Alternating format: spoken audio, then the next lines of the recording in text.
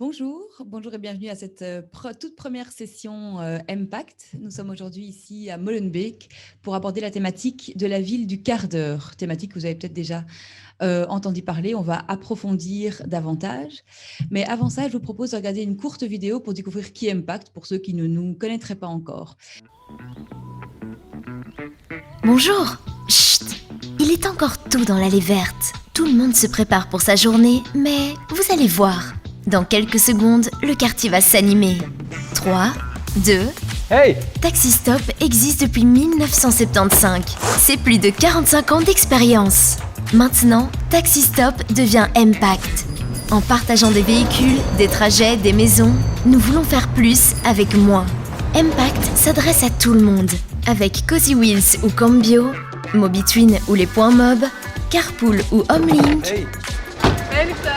ensemble, nous créons Impact. Hey! Is gewoon een bakfiets. Ja, gedeeld hè. Voilà, comme vous venez de le voir, Taxi Stop s'appelait Taxi Stop depuis 1975. Nous venons de changer de nom. C'est la raison pour laquelle on fait aussi une toute première session.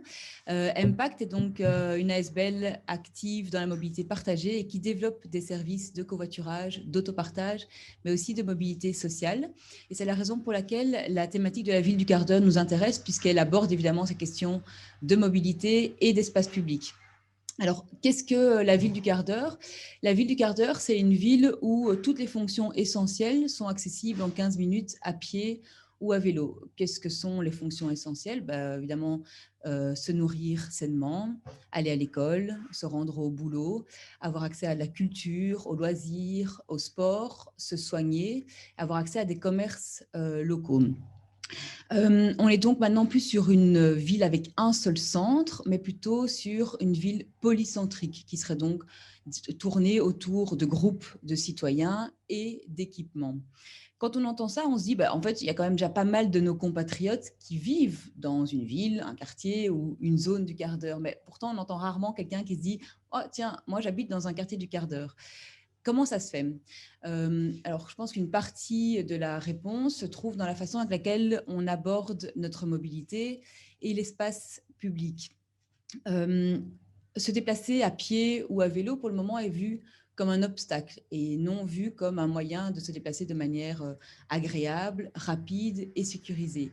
Et ça semble assez normal. Si on regarde ici, on est sur une grande avenue, si on regarde l'espace public, actuellement, 70% de l'espace public est occupé par la voiture, que ce soit des voitures en circulation ou en stationnement. Il semble donc assez normal d'avoir sa voiture devant chez soi et de l'utiliser pour tous les types de déplacements, puisqu'il y a des routes qui nous mènent un peu partout. Ça veut dire que la voiture ici devient un réflexe. On prend sa voiture par réflexe et c'est plus un choix réfléchi. On ne se pose plus la question de quel est le mode de transport adéquat pour ce type de déplacement. Alors, comment faire pour que justement tous ces petits trajets courts vers ces fonctions essentielles, donc se nourrir, aller au travail, aller à l'école, se soigner, se fasse de manière plus durable, plus alternative. Comment faire pour qu'un enfant enfourche son vélo pour aller à l'école, qu'une personne âgée prenne ses chaussures pour aller au commerce du coin? Il faut évidemment travailler sur deux aspects. Premièrement, on doit créer des villes plus apaisées, des villes avec plus d'aménagements de qualité pour les piétons et les cyclistes, mais aussi avec plus de verdure, plus d'espace de respiration, plus d'espace de pause, de détente, une ville plus agréable. Mais d'un autre côté, il faut évidemment commencer à réduire progressivement, mais malgré tout fermement, le trafic et la possession automobile. Ce sont évidemment des facteurs qui permettront à la ville du quart d'heure d'émerger. En outre, il faut développer des alternatives réalistes et durables pour pouvoir offrir quelque chose, pour changer de mobilité. Et c'est là que la mobilité partagée et multimodale, pour nous, est vraiment un tremplin. C'est un tremplin pour aller vers une mobilité plus douce et plus alternative. Si on regarde des utilisateurs, si on regarde les voitures partagées, une voiture partagée remplace 4 à 16 voitures privées en fonction du type de car sharing. Et les utilisateurs des voitures partagées se déplacent évidemment moins en voiture et plus à pied, en transport en commun ou à vélo. On voit donc qu'on a déjà pas mal d'éléments pour avoir une ville, un quartier ou une zone du quart d'heure, mais comment faire pour que ce ne soit pas un concept uniquement pour la classe moyenne? Comment faire pour développer une ville mixte et inclusive? Et c'est ce dont nous allons parler aujourd'hui avec nos deux invités. Donc, Benoît Moritz, qui est architecte urbaniste et professeur à l'ULB. Bonjour. Bonjour. Et Thiel van Gisegem, qui est donc chargé de mission à Interenvironnement Bruxelles. Bonjour, merci pour l'invitation. Je rappelle aussi juste à nos auditeurs que vous avez une petite chatbox tout en dessous. Et donc, n'hésitez pas à poser toutes vos questions. Elles seront transmises par notre collègue Gerben, qui est juste derrière, à nos invités qui y répondront. Donc, n'hésitez pas à poser vos questions. Et donc, maintenant, je vais laisser la parole à Benoît pour que tu nous expliques un peu ta vision de la ville du quart d'heure, ses avantages ou ses inconvénients. Merci Sandrine et merci pour l'invitation, effectivement. Donc, je vais poser une série d'éléments qui vont permettre de mieux appréhender ce que c'est la ville du quart d'heure. Et puis amener aussi quelques éléments d'appréciation par rapport à ce concept. Et je pense que c'est aussi l'intérêt de la discussion d'aujourd'hui. Donc peut-être tout d'abord l'idée de la ville du quart d'heure, dire que c'est effectivement un concept dont on parle beaucoup aujourd'hui, mais dans l'histoire de l'urbanisme en général, c'est un concept qui est relativement ancien en fait. On le retrouve à différents moments, à différentes époques, surtout à partir de la première moitié du XXe siècle, j'y reviendrai. Et c'est une notion qui renvoie à la conception de la ville de proximité, qui a déjà été développée sous différentes formes, je dirais, depuis le début du XXe siècle. Alors, on trouve des premières traces de cette notion chez le sociologue américain Perry, qui est un sociologue qui réfléchit la ville, en particulier à Chicago, et la question des communautés qui habitent la ville.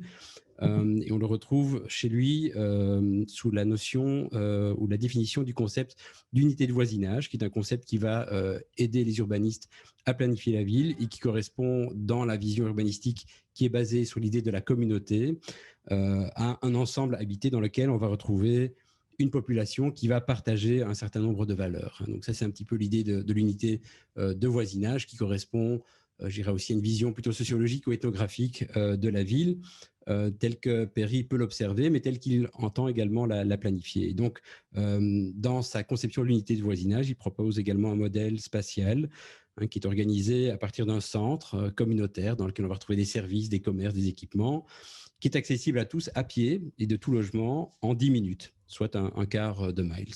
Alors, ce modèle, on va en trouver également des applications en Belgique, et les premières applications, elles vont se faire singulièrement à travers les cités-jardins qu'on va retrouver dans différentes villes belges après la Première Guerre mondiale, à Bruxelles, par exemple, au Capelle-le-Veld ou à Floréal-le-Logis, qui sont des ensembles habités, donc c'est plutôt toujours dans un rapport de l'équipement du commerce au logement, qui sont organisés en fonction d'une organisation spatiale dans laquelle l'accessibilité au commerce, aux équipements est primordiale et dans lesquels les réseaux de mobilité piétons sont également très importants. Et donc, à la cité Jardin du Capelle-le-Veld, par exemple, il y a toujours encore aujourd'hui un centre communautaire qui correspond à cette idée du Little Capitol, si on veut, le petit Capitole, qui est un espace de cohésion et d'inclusion sociale pour les habitants de la cité Jardin. Il y a d'autres applications qui continuent à se prolonger dans les années 60, dans les quartiers modernistes également. Donc, par exemple, à la cité Parc des Étangs à Anderlecht, qui est une cité qui s'urbanise à la fin des années 60. Il y a là un noyau commercial, il y a même une église en fait qui est mise à disposition des habitants. Alors on peut par extension aussi dire que la vision d'une ville organisée par quartier, telle qu'on la conçoit souvent à Bruxelles, une ville qui est une fédération de quartiers, elle renvoie à cette idée de la ville de la proximité.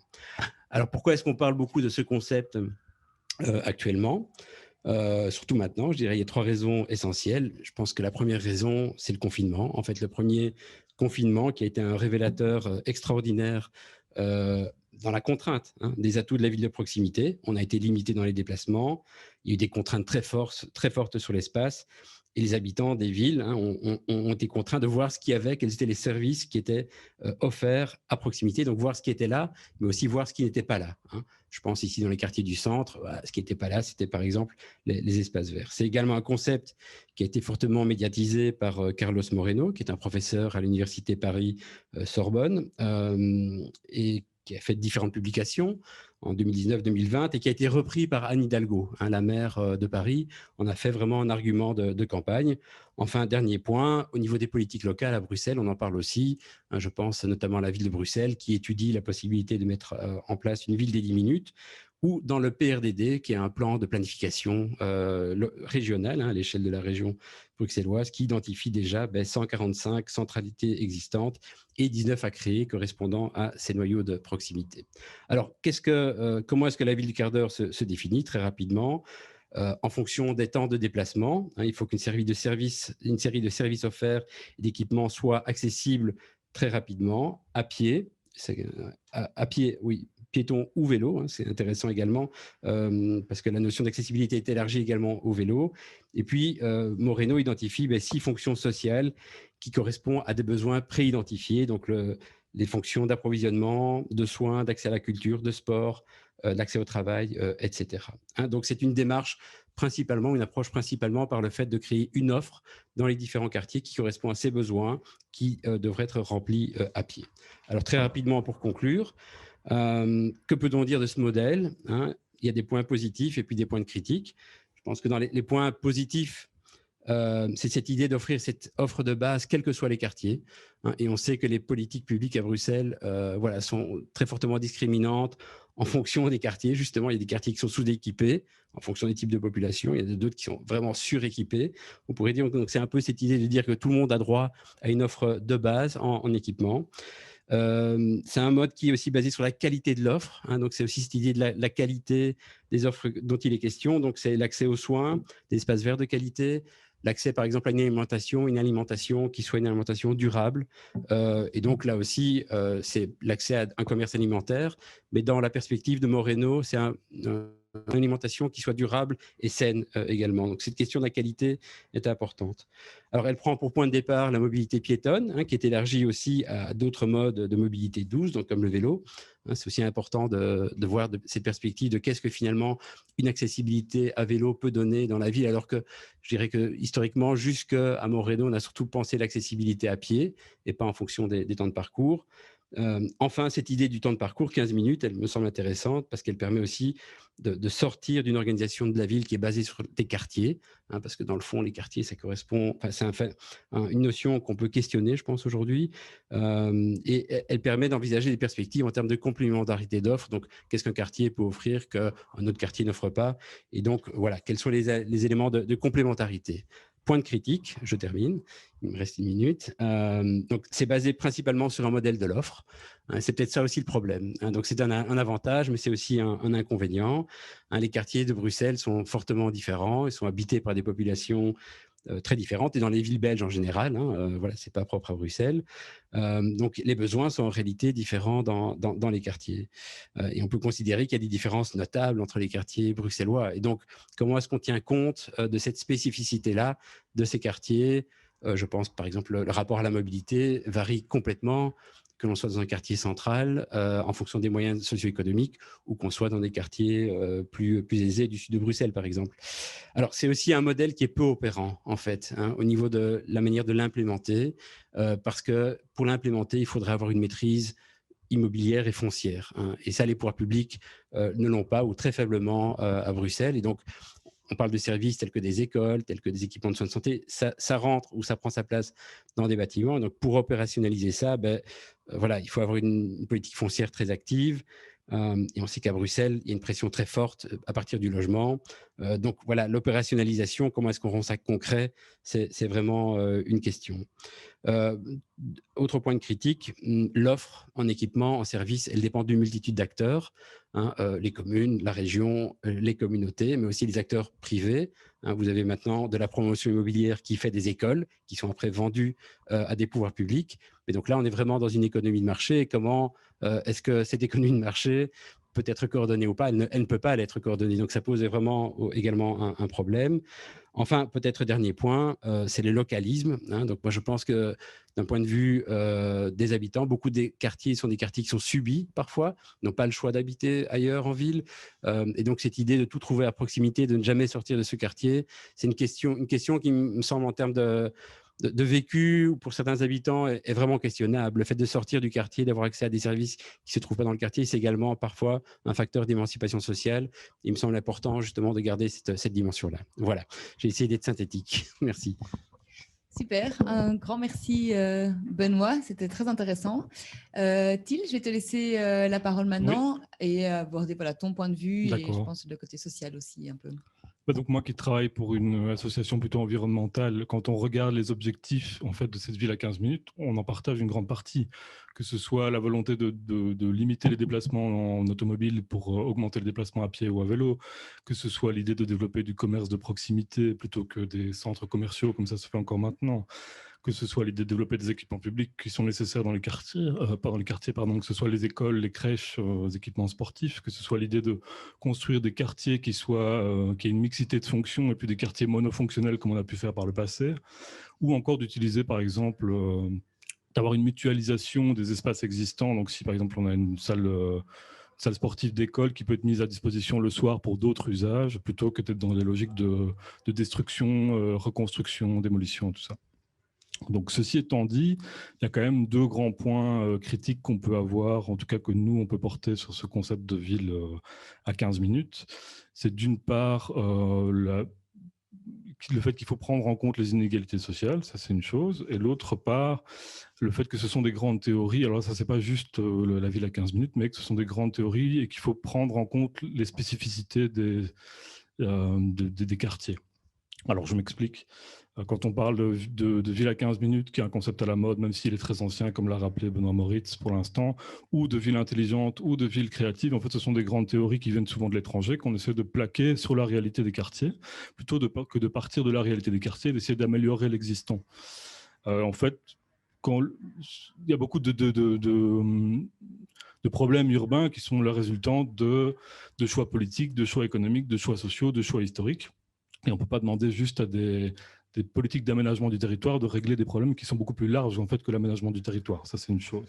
Donc, comme le dit Benoît Moritz, l'offre, c'est très intéressant, mais il faut aussi regarder les besoins. Donc, de savoir qu'il y a une école à 15 minutes du quartier, c'est intéressant, mais c'est mieux de savoir est-ce que cette école, elle est saturée, est-ce qu'il y a des listes d'attente dans cette école, comment ça se passe. Donc, aussi de s'intéresser pas seulement à l'offre, mais à la demande. Pareil, s'il y a une crèche, est-ce que c'est une crèche publique, est-ce que c'est une crèche privée? Il faut vraiment mettre en balance la demande et l'offre, et ne pas avoir que la ville à 15 minutes soit une espèce de concept clé sur porte qu'on pourrait appliquer dans tous les quartiers. Les besoins à Kuregem, à Anderlecht ne sont pas les mêmes besoins qu'à Watermal-Boisfort, près de la place Wiener, par exemple. Alors, ça, c'est une chose. Sur les inégalités, il y a quand même un concept, ce qui sous-tend un peu ce concept de ville à 15 minutes, c'est que le temps devient un luxe aujourd'hui. Pouvoir gagner du temps dans ses déplacements, c'est un capital au même titre qu'on pourrait dire un capital financier, un capital relationnel, et qu'il y a des inégalités dans la mobilité. Ces inégalités, elles ne sont pas forcément en termes de qui se déplace plus, qui se déplace moins, parce que tout le monde doit se déplacer aujourd'hui. C'est plus sur qui a une maîtrise de ses déplacements. Donc, plus on monte dans l'échelle sociale, en plus on va avoir en général une maîtrise de ses déplacements, c'est-à-dire que on peut habiter plus près de son boulot et avoir des déplacements qui sont moins longs. On peut se déplacer en dehors des heures de pointe et avoir plus de flexibilité sur ses horaires. Au plus on descend dans l'échelle sociale, au plus on subit quelque part sa mobilité. Donc ça, c'est quelque chose qu'il faut garder en tête, je pense. Et en plus, à Bruxelles, on est dans un contexte quand même où les choix de... Enfin, c'est sûr qu'avoir recours aux services... est une partie des déplacements, de la mobilité, mais les déplacements restent quand même fortement déterminés par l'endroit où on vit et l'endroit où on travaille. Et l'endroit où on vit et l'endroit où on travaille sont à Bruxelles. On est dans un contexte quand même où on a une augmentation continue des loyers, où on a une pénurie de construction de logements sociaux avec 50 000 ménages qui sont sur des listes d'attente, où on a une économie qui se développe de plus en plus vers le service et qui renvoie de plus en plus les emplois ouvriers en périphérie de la ville. Et donc, pour toute une série de personnes, ça devient plus compliqué de loger en ville, ce qui fait que le risque, c'est que ce concept de ville à 15 minutes devienne effectivement quelque chose pour les gens qui ont la chance de pouvoir travailler dans le quartier où ils vivent, où leurs enfants vont à l'école, où ils vont chez le médecin, où ils vont faire les courses, ce qui n'est pas donné à tout le monde. Ceci étant dit, à Bruxelles, il y a quand même une spécificité qui n'est pas pas la même qu'à Paris. C'est-à-dire qu'à Paris, la plupart des quartiers populaires sont extramuros de l'autre côté du périphérique, ce qui n'est pas le cas à Bruxelles. À Bruxelles, on a le Croissant pauvre avec toute une série de communes, le Bas de Forêt, le Bas de Saint-Gilles, une partie du Pentagone, une partie d'Anderlecht, une partie de Saint-Josse, qui sont des communes qui sont au centre-ville, qui sont une vraie centralité populaire. Et on pourrait dire quelque part que ces communes sont dans les endroits qui rassemblent une grande quantité de services et que ça pourrait déjà être une ville à 15 minutes en fait. Et donc c'est ça le risque de vouloir plaquer une grande théorie sans regarder ce qui existe déjà, ce serait de ne pas prendre en compte les inégalités sociales parce qu'on est dans un contexte où il y a des politiques de gentrification qui sont en place, où il y a une hausse des loyers. Et ce serait de remplacer la ville à 15 minutes existante par une nouvelle ville à 15 minutes existante qui s'adresse à un autre public. Donc si on veut vraiment faire une ville à 15 minutes qui s'adresse à tout le monde, ça demande de faire des choix politiques et de faire des choix politiques sur le logement. En grande partie, parce que voilà, c'est là, pour moi, un des nœuds du problème, c'est le logement à Bruxelles. Donc voilà, ne pas perdre de vue que ce sont des choix politiques et pas juste des plans dénués d'enjeux politiques.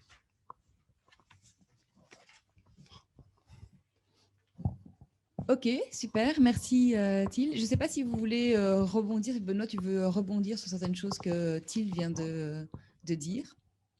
Non, enfin, juste souligner la convergence de point de vue sur le fait que voilà, il y a peut-être l'intérêt du concept, mais que les besoins réels dans les quartiers sont fortement différenciés et qu'il y a lieu de tenir compte de cette spécificité-là, en fait. Effectivement, sinon, on va vers ce que tu dénonces, une forme d'homogénéisation de la ville ou d'homogénéité de la ville, du profil socio-économique de ses habitants. Donc, je pense que partir des besoins est également un élément important.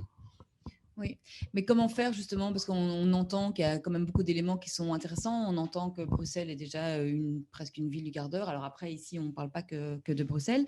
Comment appliquer aussi ce concept ou ces idées de concept à des, enfin voilà, j'entends déjà des citoyens wallons qui vivent dans des lieux un peu plus isolés. Est-ce qu'il y a des bases de ce concept qui pourraient être appliquées aussi en Wallonie? Comment faire pour que tout le monde se retrouve, même peu importe si on appelle ça une ville du quart d'heure ou pas, mais que tout le monde puisse vivre dans un quartier où il peut faire une majorité des choses à pied ou à vélo?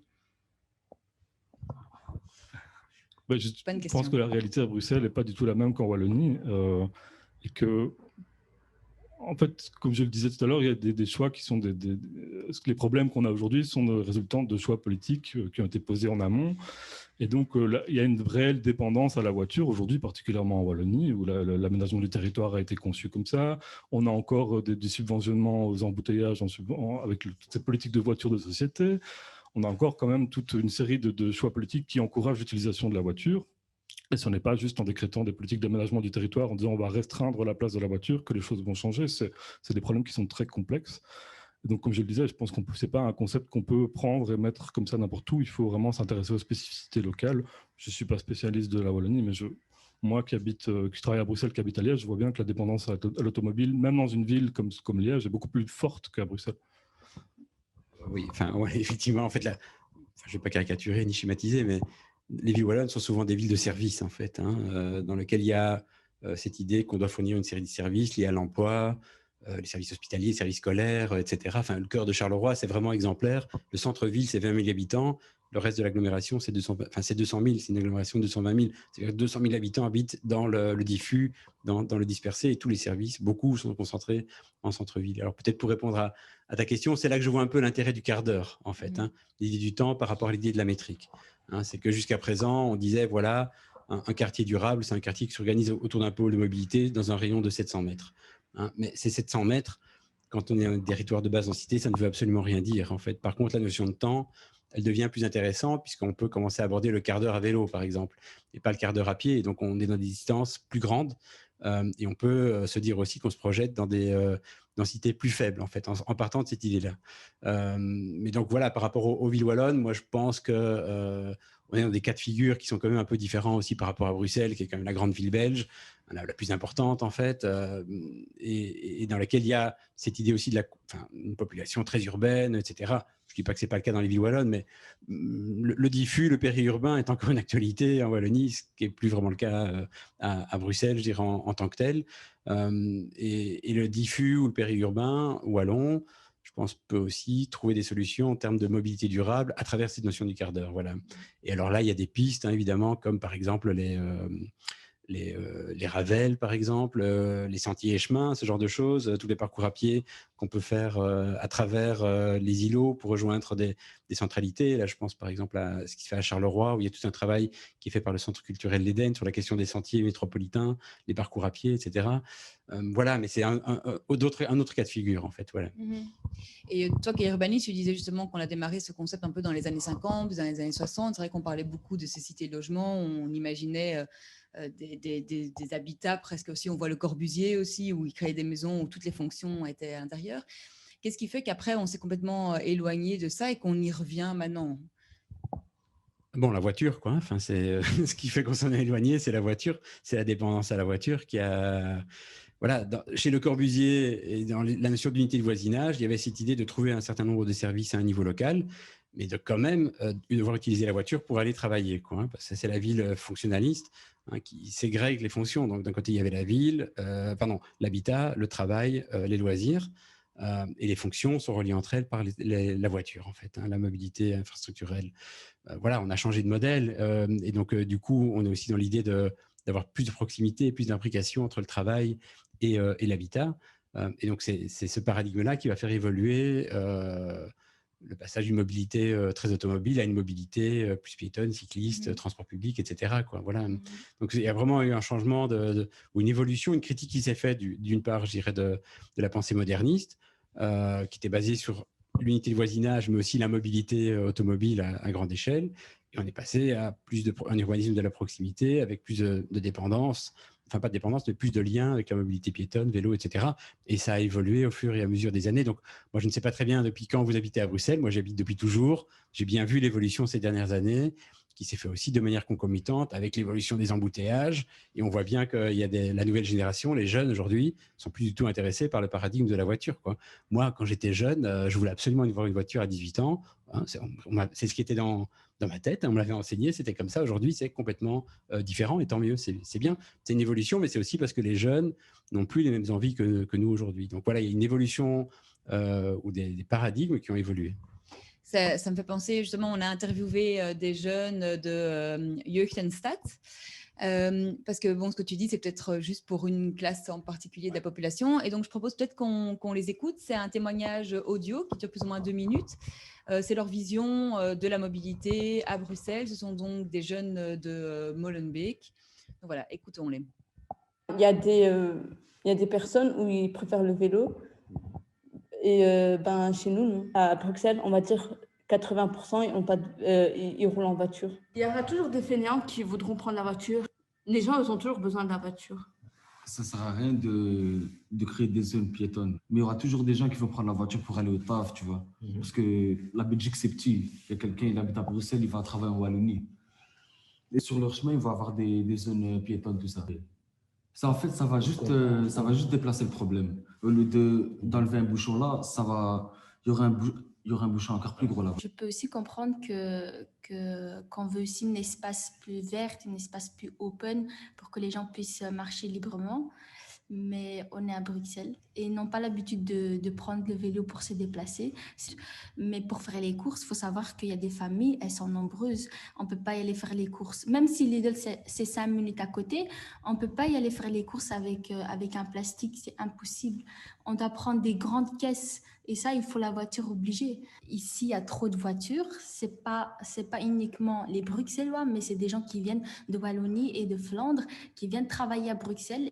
En fait, avant, quand c'était à l'époque, la campagne, tout ça, l'État, en gros, les constructeurs, ils nous ont vendu la voiture comme un truc révolutionnaire de fou. On peut se déplacer partout, c'est illimité, c'est liberté. Et maintenant, on essaie de bloquer la voiture partout, les voitures Euro 4, Euro 3. Ils les enlèvent de la circulation à Bruxelles.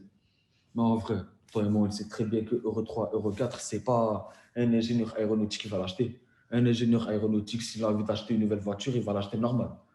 Mais par contre, c'est quelqu'un, un éboueur, un employé, tu vois, un prof, c'est des gens comme ça, c'est eux, ils n'ont pas les moyens de s'acheter des nouvelles voitures, tu vois.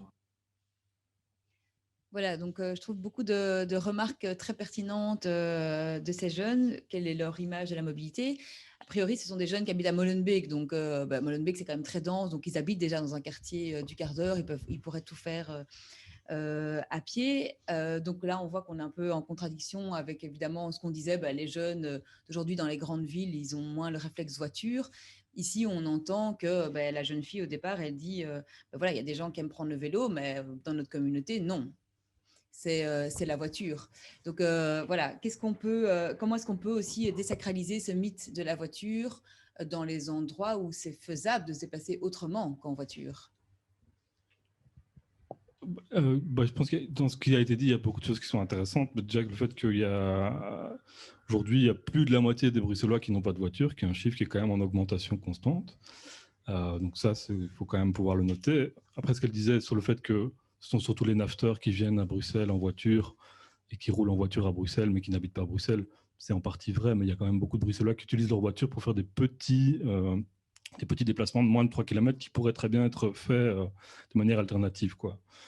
Et par rapport à ce que disait la dernière personne sur le fait qu'on prend des mesures aussi environnementales contre la voiture aujourd'hui, je pense qu'il faut vraiment que ces mesures environnementales soient couplées à une attention sociale, pas juste qu'on prenne des mesures environnementales et puis qu'après on vienne rajouter des petits correctifs sociaux derrière, parce que sinon ça envoie vraiment un message que l'écologie, c'est pour ceux qui ont les moyens, et ça met toute une partie de la population sur le côté. Et quand on voit, c'est très bien qu'il y ait une low emission zone à Bruxelles vis-à-vis de la qualité de l'air, mais en même temps, quel est un des effets de cette low emission zone? C'est de faire tourner le marché automobile en disant racheter une nouvelle voiture pour pouvoir circuler à Bruxelles. Même quand on va vers aujourd'hui, j'aurai des politiques pour avoir, ça vous le savez peut-être mieux que moi, mais pour favoriser la voiture électrique, il me semble que c'est très peu accompagné d'une réflexion sur les véhicules partagés. Que si on veut changer la mobilité, il faut aussi réfléchir en termes de véhicules partagés, et pas juste de remplacer tout le parc automobile privatif existant par un parc automobile qui soit électrique sur le même modèle. Ce n'est pas une solution. Donc tous ces enjeux sont hyper compliqués, hyper complexes. Dans les quartiers effectivement de Molenbeek, qui est un quartier très dense, là il y a un manque je sors un peu de la mobilité, c'est plutôt le manque d'espace vert aussi qui se fait fortement ressentir. Parce qu'il y a un truc aussi, quand je me renseignais sur ce concept de ville à 15 minutes, il y a cette volonté de ne pas forcément construire des nouvelles choses, de partir sur l'existant. Et je pense qu'il faut faire attention. Aujourd'hui, moi qui travaille avec des communautés de quartier, on entend souvent qu'il faut construire la ville sur la ville et laisser les espaces verts.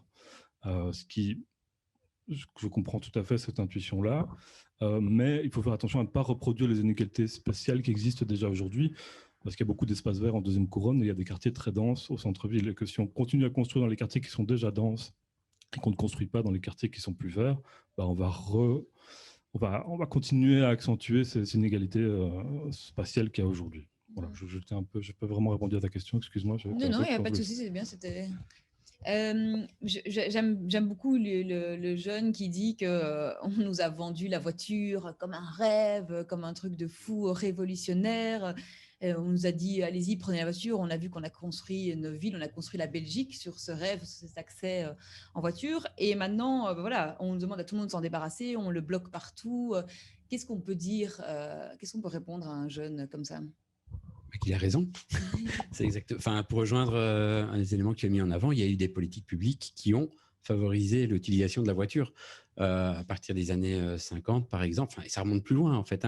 La politique du pavillonnaire et du belge propriétaire qui a amené à favoriser la maison comme la maison individuelle avec jardin et garage après comme étant l'habitat idéal du belge. Ça résulte d'une politique volontariste qui a été menée en Belgique dès le 19e siècle et qui s'est accentuée encore après les années 50 avec ce qui est appelé la loi de Teil, qui a favorisé en fait l'accession à la propriété, à la petite propriété. Donc on a vraiment, il y a des politiques très volontaristes menées au niveau de l'État belge pour favoriser l'utilisation de la voiture en lien avec le logement. On a construit des autoroutes. Il ne faut pas aussi oublier que la Belgique était un pays constructeur de voitures.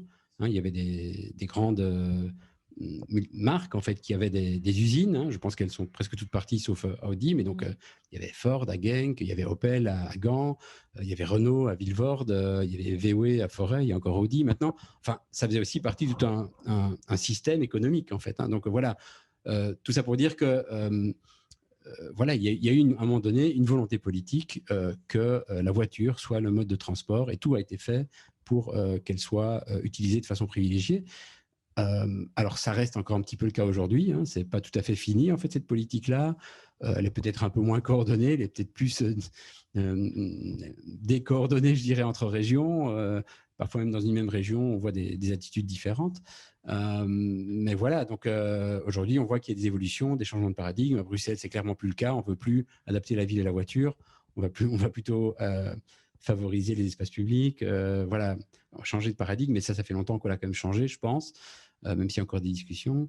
Mais donc, oui, on a dit qu'il fallait acheter beaucoup de voitures. C'était un signe aussi d'émancipation sociale. Ça ne l'est plus aujourd'hui, je pense. Enfin, ça dépend pour qui, peut-être. Hein, ça, c'est peut-être à creuser.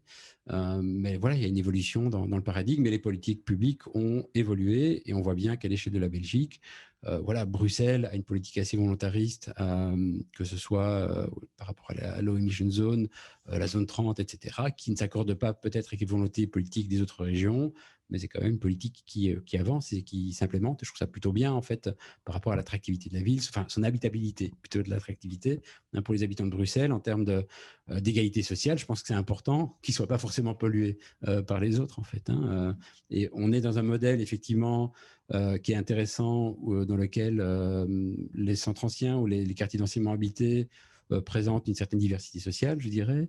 Mais voilà, il faut aussi que ce modèle-là soit accompagné par des politiques d'aménagement d'espace public, de mobilité durable, etc. Donc effectivement, Bruxelles est un cas très intéressant de ville qui a déjà certains paramètres de durabilité, je dirais, mais voilà, la mobilité, c'est encore un de ses points faibles. En tout cas, la mobilité automobile. La STIB a fait beaucoup d'efforts. Il y a beaucoup d'efforts qui ont été faits pour le vélo depuis quelques années déjà. Hein, je suis venu en vélo depuis mon bureau. Je pense qu'il y a 5 ans, je ne l'aurais pas fait. Hein. Maintenant, il y a une infrastructure qui est là, donc je viens en vélo. Place Flagey, donc j'ai quand même traversé la ville. Ça m'a pris un quart d'heure. L'infrastructure n'était pas là avant, je ne le faisais pas. Maintenant, elle est là, je le fais. Mais donc voilà, il y a quand même des évolutions notables et significatives qui se sont faites. Il y a les 40 km de piste cyclable en plus. Je ne sais pas s'il y a les 40 qui ont été faites, mais enfin, il y a quand même des pas qui ont été réalisés après la fin du premier confinement. Voilà, on est dans une tendance plutôt positive. Et parce que on parle aussi des... tu as une question, Carbone ? Oui, justement, parce que comme on parle dans une zone urbaine, on ressent très fort les problèmes et on voit qu'il y a une volonté politique pour tacler les problèmes. Mais justement, en dehors des zones urbaines, dans les zones périurbaines où il y a le transport public, c'est compliqué. Comment voyez-vous comment les politiques peuvent tacler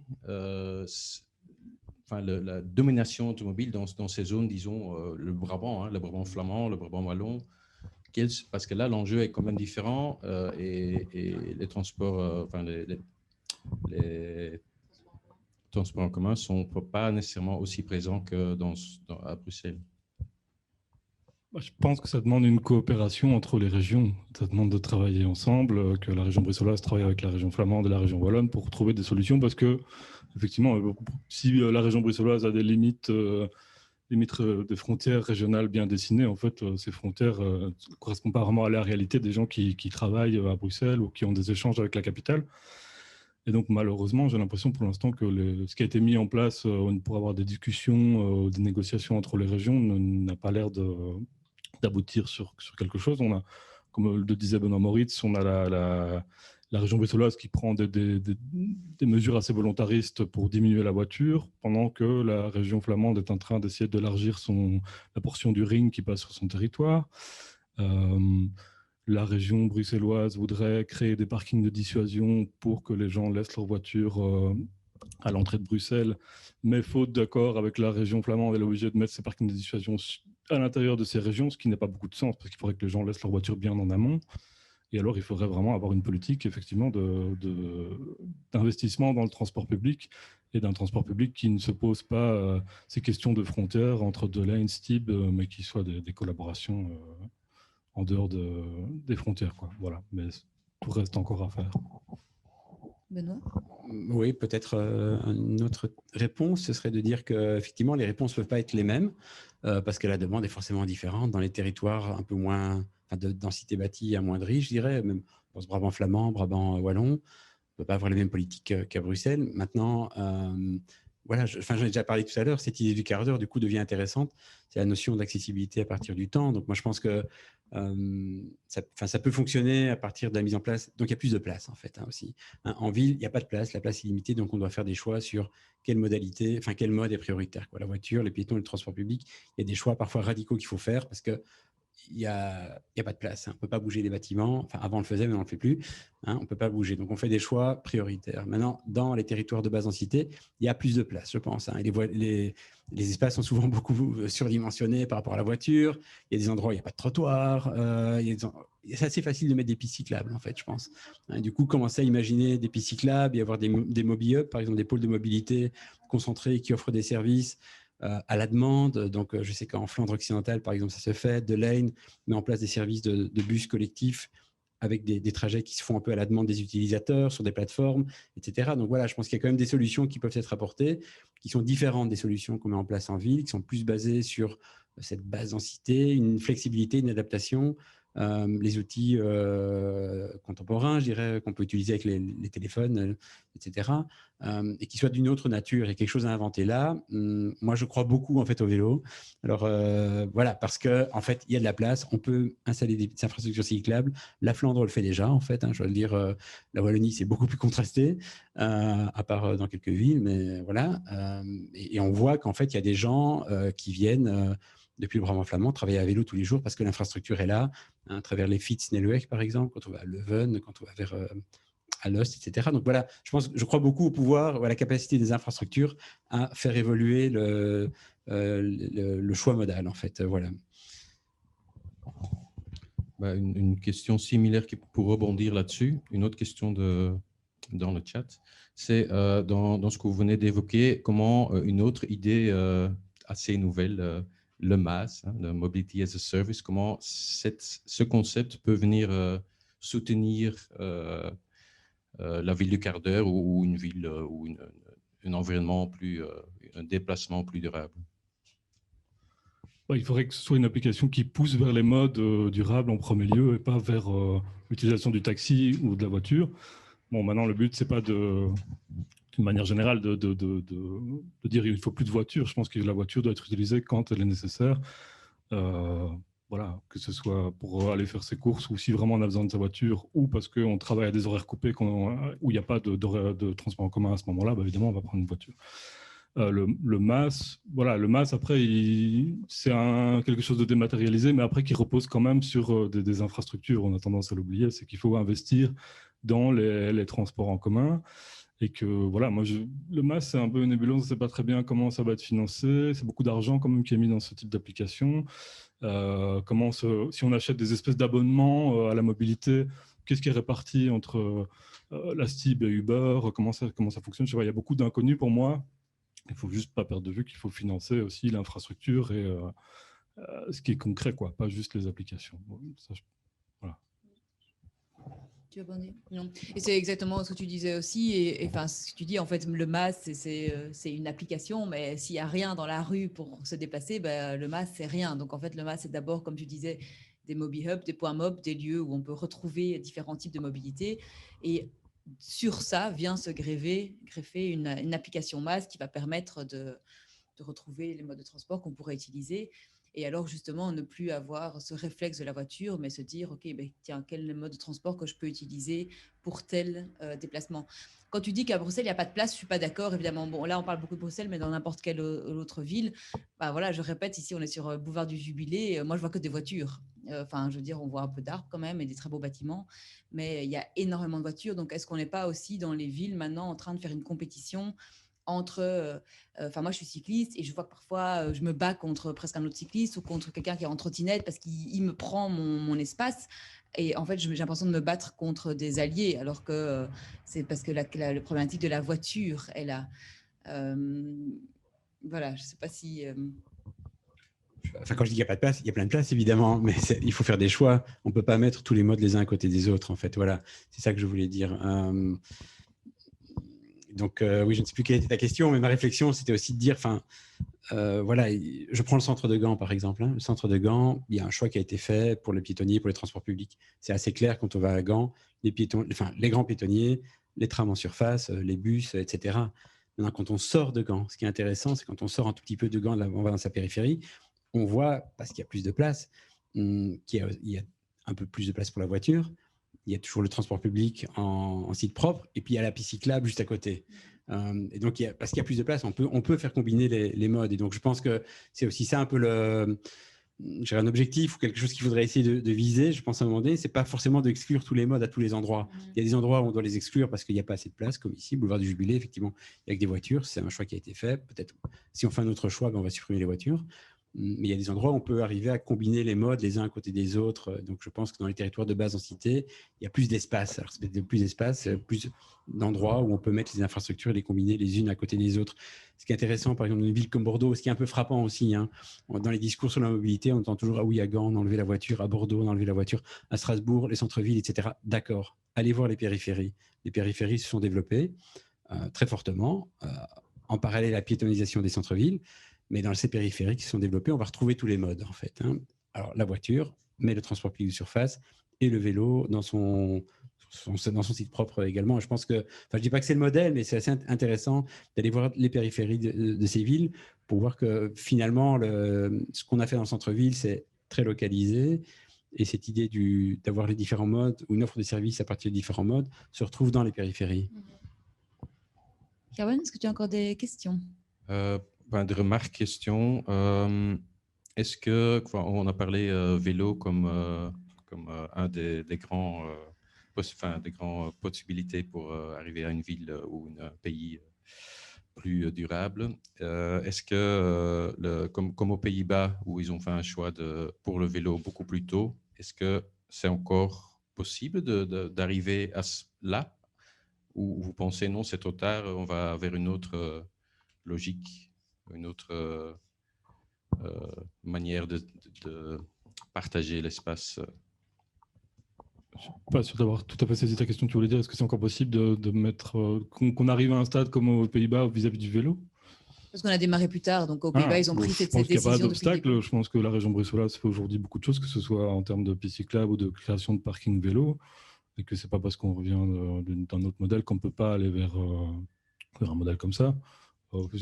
Oui, si on ne s'ouvre pas uniquement à la région bruxelloise, mais justement, parce que comme on dit depuis le début que la Belgique a été créée sur base du modèle de la voiture, on peut aller partout. On a des gens qui ont fait le choix, ou pas spécialement le choix, de quitter Bruxelles ou de quitter des grandes villes parce que soit pas possible de se payer un logement dans un centre-ville, soit envie de plus de verdure. Donc, est-ce qu'en Belgique, il sera possible d'inverser cette tendance et de limiter la voiture pour la majorité des citoyens, ou c'est déjà trop tard et notre espace public est déjà fait comme il est?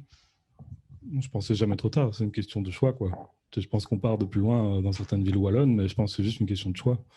Il y a de plus en plus de gens qui font du vélo en Wallonie aussi, partout, mais voilà, le vélo n'est pas... ça ne va pas pour tout le monde non plus. Il faut aussi accepter qu'il y a des gens qui ont besoin de prendre une voiture. Tout le monde n'est pas capable de faire du vélo. Ça, il faut aussi avoir ça en tête. Mais je ne vois pas de raison pourquoi est-ce qu'on ne pourrait pas... atteindre ça en Wallonie aussi. Peut-être je pense effectivement, je suis d'accord, je pense qu'on peut atteindre cet objectif-là aussi. Maintenant, un point un peu dur, c'est le bâti existant. Voilà, à Bruxelles ou dans les villes wallonnes, voilà. Les villes sont déjà là, ont été construites, une grande partie de la ville est déjà là, donc il va y avoir des nouveaux quartiers, c'est vrai, des nouveaux logements, mais le bâti va se rénover, c'est l'évolution en fait, ça aussi, c'est plutôt conserver et rénover que démolir et reconstruire. Et alors dans ce cadre-là, la question du vélo pose un peu problème, parce que où est-ce qu'on gère les vélos, en fait, voilà. Dans un bâti qui est ancien, dans une maison mitoyenne bruxelloise, avec des escaliers, etc., c'est pas forcément évident. C'est parfois, c'est pas du tout évident, en fait. Il faut trouver des manières de répondre à ce besoin-là. Donc, il y a la question de l'infrastructure, les pistes cyclables, etc., mais il y a aussi la question du stationnement vélo. Et je pense que dans un bâti qui est ancien, c'est un petit peu compliqué parfois. Alors, il faut trouver des solutions innovantes. Par exemple, dans l'immeuble dans lequel on est, ils avaient un emplacement de parking pour une voiture qui était louée à un locataire. La copropriété a décidé d'arrêter le bail et maintenant, c'est devenu un local vélo. voilà, c'est super, mais on est dans un immeuble appartement. Mais dans des maisons mitoyennes, ce n'est pas forcément toujours évident. Donc voilà, il y a quand même tout un travail aussi à faire, non seulement sur l'infrastructure cyclable, mais aussi la question du stationnement en vélo, la question des vélos cargo, etc. Enfin voilà, où est-ce qu'on les met? On ne peut pas les mettre dans la rue comme ça. Donc il y a quand même aussi quelque chose un élément de complication qui est lié au bâti qui est déjà existant et qu'on a continué à construire en fait ces dernières années, quoi, hein, qu'on n'a pas adapté au vélo depuis un certain nombre d'années, je dirais. Encore une question? Et peut-être une dernière question avant de conclure, un peu naïve, mais ok, mais comment est-ce qu'on démarre tout ça? Enfin, c'est qui prend le lead pour influencer ces différentes villes du quart d'heure? Est-ce que les urbanistes ont un rôle à jouer? Est-ce que c'est uniquement les politiciens? Est-ce que les citoyens peuvent faire changer les choses? Enfin, voilà, c'est une question très générale mais je trouve que ce qu'on parle beaucoup, c'est un concept qui est intéressant. On voit qu'en Belgique, il y a différents, enfin, c'est très très diversifié. Comment est-ce qu'on fait? Bon, moi, je pense que ça se fait déjà, en fait. Hein. Enfin, il y a déjà si je prends moi, la question de l'infrastructure, des bâtiments et des services, par le fait de la propriété, de la nature foncière, les pouvoirs publics concentrent déjà des équipements à certains endroits, par exemple. Hein. Donc, il y a déjà un tout petit peu cette idée de concentration à des endroits qui sont aussi des lieux accessibles avec des espaces publics, etc. Donc, il y a une opération, par exemple, à Bruxelles, le long du canal, à Libelco, qui va concentrer. Donc, c'est une opération qui est menée par la commune de Molenbeek, avec de l'argent FEDER, dans lequel il va y avoir une crèche. Il va y avoir des infrastructures d'accueil extrascolaire, il va y avoir un espace public couvert, il va y avoir une école du cirque, si je me souviens bien, il va y avoir des lieux de formation. Voilà, il y a déjà, disons, cette idée un tout petit peu que j'avais évoquée avec le Little Capitol, hein, pour revenir à Péry et le début du XXe siècle. Elle se fait déjà un petit peu de facto dès qu'il y a une opportunité de la faire par les pouvoirs publics. Mais par contre, elle se fait de manière non planifiée et en fonction d'opportunités. Mais il y a quand même déjà un tout petit peu cette idée de concentrer les équipements à des endroits stratégiques par rapport à des lieux qui sont accessibles facilement à pied. Mais voilà, ça ne se fait pas partout non plus. Je pense que les citoyens ont aussi un rôle très important à jouer par rapport à ça, et surtout à Bruxelles, où on sait que les associations, les collectifs sont très importants, sont très actifs et arrivent à influencer les politiques publiques. Donc, je pense que les citoyens ont également leur rôle à jouer. Tu veux encore ajouter quelque chose? Juste que, bon, voilà, nous, on ne va pas spécialement défendre le fait qu'il faut faire une ville du quart d'heure. Par contre, si on veut une ville dans laquelle il y a une vraie justice environnementale, je pense que, et là j'en reviens à ce que je disais tout à l'heure, il faut avoir posé des choix politiques forts sur la question du logement, parce que sinon on va piétoniser des zones, on va améliorer des zones avec moins de voitures, créer des espaces verts, mais ça, tout ça, malheureusement, ça augmente vers le haut les loyers. Et si la région ne prend pas position là-dessus, du coup, ça profite à certains et pas à d'autres. Il faut essayer d'aller vers une ville plus inclusive et de justice environnementale où ces améliorations profitent à tous. Voilà. Très bonne remarque. Je vais peut-être rappeler ma collègue Ophélie qui va clôturer, qui va dire un mot pour voilà, clôturer la session, récapituler un peu ce qui s'est dit en 2 minutes. Oui, alors voilà, la lourde tâche de restituer la qualité des propos de nos intervenants en 2 minutes. Donc, merci à Benoît d'avoir replacé la question dans un regard historique et nous rappeler qu'en fait, on réfléchit à la ville du quart d'heure sous d'autres noms depuis les années 20. Regard historique est toujours très riche, hein, savoir d'où on vient pour savoir où on veut aller. Nous préciser que les avantages de la ville de quart d'heure, c'est quand même l'idée d'apporter de la qualité partout. Hein. Il y a quand même des quartiers qui sont sous-équipés, suréquipés, et donc au-delà d'amener de la quantité, aussi amener de la qualité partout. Et alors aussi le prisme de la maîtrise du temps plutôt que de la maîtrise métrique qui apporte une complémentarité entre les quartiers. En point négatif, alors dire plutôt que c'est un modèle qui est basé sur l'offre et que quand même les quartiers ont des besoins très spécifiques. Et donc, voilà, comment tenir compte de ces spécificités. Ensuite, la question du localisme. Voilà, c'est une réalité. Hein. Les quartiers sont parfois subis pour une partie de la population et les habitants veulent en sortir. Donc, les mettre dans une ville du quart d'heure, est-ce que c'est vraiment une solution? nous parle des grandes théories. Donc, c'est un petit peu l'idée de pouvoir prendre une théorie et de la coller sur une réalité, alors que est-ce qu'il ne faudrait peut-être pas partir des réalités et faire évoluer ces réalités vers plus de qualité pour tous. S'intéresser à l'offre autant qu'à la demande. Effectivement, c'est bien de mettre des crèches. Est-ce que la crèche n'est pas saturée en moins d'une journée? Et donc, du coup, là, voilà, essayer de faire matcher l'offre et la demande. Et aussi le fait que la question des inégalités sociales reste quand même, hein, le temps est un luxe, quoi qu'on en dise. Plus on monte dans l'échelle sociale, plus on est libre de ses déplacements et de son temps, et plus on descend, plus on les subit. Donc voilà, comment prendre en considération ces inégalités sociales. Il faut surtout dire qu'on a trouvé dans les propos de nos deux intervenants la question de l'immobilier et du foncier. Donc vraiment, c'est des thématiques solidaires, la mobilité, l'immobilier, le foncier. Et il faut chercher la complémentarité, la coopération pour proposer de vraies solutions. Ville quart d'heure, peu importe son nom, c'est sur ces thématiques qu'il faut travailler en coopération. En termes de coopération, on note aussi les régions. Hein, voilà, c'est important qu'elles puissent travailler ensemble. En tant que Bruxellois, on voit tout ce qui a été fait en mobilité ces dernières années. Nette amélioration. Voilà, comment est-ce qu'on peut trouver une complémentarité entre ce qui a été fait ici et dans d'autres régions? Il y a d'autres choses comme les Ravel qui ont été très développées aussi, par exemple en Wallonie. Comment est-ce qu'on peut aussi mieux faire ici? Et enfin aussi parler de la complémentarité des modes de transport. Hein. Donc du coup, il n'est pas question de supprimer ou de monopoliser, il est vraiment question de trouver une harmonie en fonction du trajet, de quels moyens de déplacement avons-nous besoin. Voilà, donc merci à vous deux pour vos lumières et je repasse la parole à ma collègue Sandrine. Merci Ophélie, et je conclus juste avec un petit remerciement. Donc Benoît, tu devras enfourcher tes chaussures, enfin mettre tes chaussures pour aller récupérer ton petit cadeau qui se situe à 9 minutes à pied de chez toi.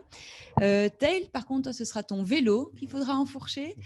Et à 8 minutes à vélo de chez toi, tu recevras aussi un petit cadeau surprise. Et alors, on avait juste un extra petit cadeau qu'on avait développé pour notre changement de nom. Benoît, que tu n'as pas encore reçu, et Tail, qu'on t'offre maintenant. Donc, on vous laissera découvrir cette surprise. Merci. Et surtout la déguster. Voilà, je pense qu'on peut clôturer notre session. J'espère que ça vous a intéressé. Pour information, elle est enregistrée, donc n'hésitez pas à la regarder, à la diffuser. Et on continuera à faire d'autres sessions Impact dans le courant de l'année. Voilà, je vous souhaite une très bonne journée et à la prochaine. Au revoir.